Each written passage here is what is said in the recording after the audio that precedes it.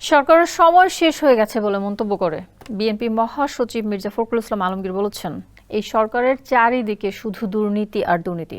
এ সময় তিনি আওয়ামী লীগ নেতা কর্মীদের উদ্দেশ্যে বলেন, তারা অনেক ঘোরাঘুরি করেছে, এখন যাওয়ার সময় হচ্ছে। মানুষ যেন মনে রাখে, নিজেদের দাফন কাফন যেন সুন্দর হয়, সে বিষয়ে চিন্তা ভাবনার পরামর্শ দেন তিনি।